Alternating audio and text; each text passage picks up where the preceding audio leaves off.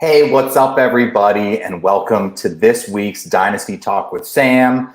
We're going to be going over some underappreciated rookies, not the Bijans, not the Puka Nakuas, but some of the guys that are flying under the radar a bit that either A, have looked pretty good and may see their roles increase, or maybe just some guys that are going to be good to acquire now. So next season and moving forward, they can be really good assets for your Dynasty team, right? So stay tuned after the intro.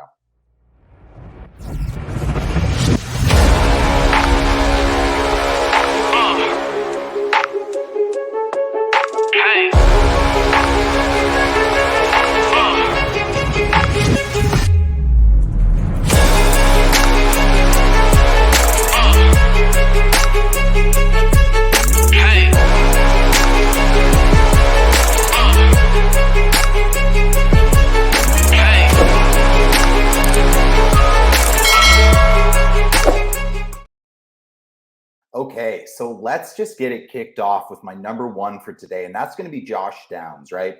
I actually spoke about him last week as an underrated player in general, but I think he's just been a great rookie performer, and I think we aren't giving him enough credit.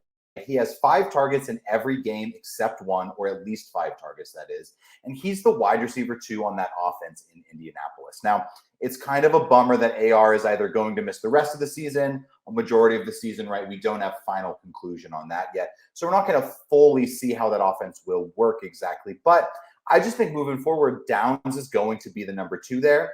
And if they can become slightly more efficient by the end of the season, moving into next year, Downs could really find himself in a good position to be a wide receiver 3 on your Dynasty team.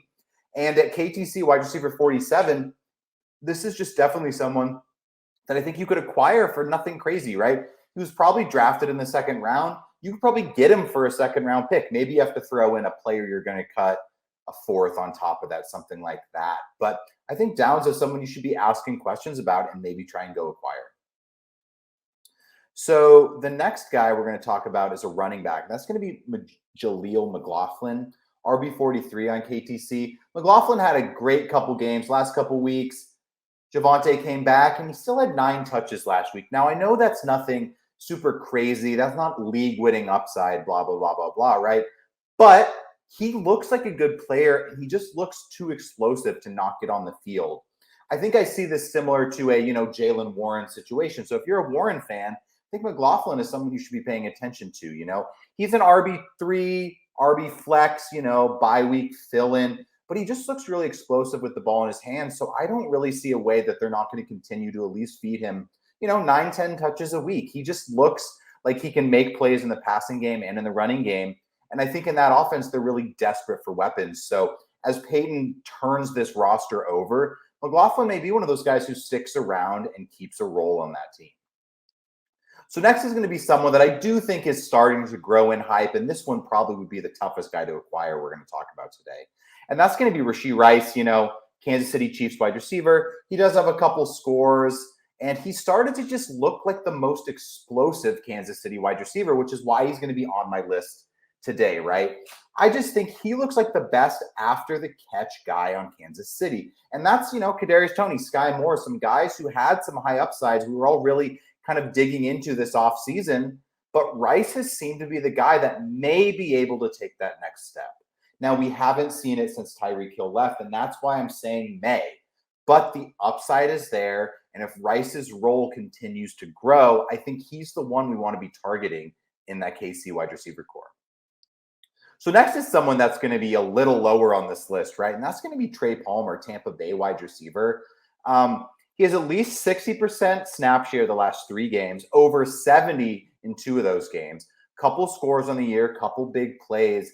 And I think for this one, it's just Mike Evans is most likely going to be gone next season, or Chris Godwin. Maybe someone gets traded. I don't really know. But I definitely think Trey Palmer could slide in as the wide receiver 2 on that team. Maybe Baker sticks around. I think it's probably going to be hard to get rid of him if they don't have the right draft pick to go acquire a new guy. But Palmer has just looked good. And for wide receiver 76 here, that's not going to cost you more than a third, maybe a couple fourths. Maybe you have a Gus Edwards, a Kareem Hunt, someone you picked up off the waiver wire. They need a running back. You want a wide receiver. I think Trey Palmer is definitely that guy that you could go acquire. and could start to show benefits for your team maybe as soon as next year. And the last guy we're going to talk about today is Jaylen Hayes. Now, he really only had that one big game where he had the big play. He had 89 yards, 2 catches. He hasn't really racked up a bunch of stats yet. But just in watching that last game, that catch he made going over the middle where he really elevated up and caught the ball, he is the most athletic wide receiver on that Giants team. Now, that isn't saying much. I do like what Wan'Dale's been doing, kind of moving the chains for them. But I just have a feeling that Giants offense is about to take at least a mini step forward, right? Even last week, we saw just the addition of Barkley being back made them respect the run game just enough that Taylor had some more time to throw with Daniel Jones being out. I think the big change is going to be Andrew Thomas coming back. So hopefully that happens in the next couple of weeks. And if they start to use Hylett a little more, he can make some big plays, right? I do really like Darius Slayton, but if Hyatt could go in that Slayton role, I just think he's a better athlete and he's bigger, that if he could maybe develop a little bit, you might have something in Jaylen Hyatt. Now, wide receiver 58, I'm not touting this guy or any of the guys on this list as wide receiver 1s, wide receiver 2s for your teams. These are underappreciated rookies, right? Underappreciated rookie performers.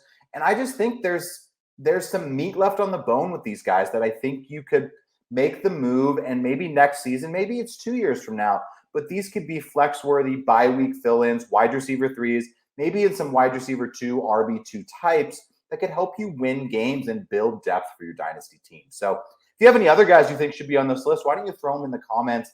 Maybe I'll cover them next week, talk about them on Twitter. But thank you guys for tuning in, and have a good week.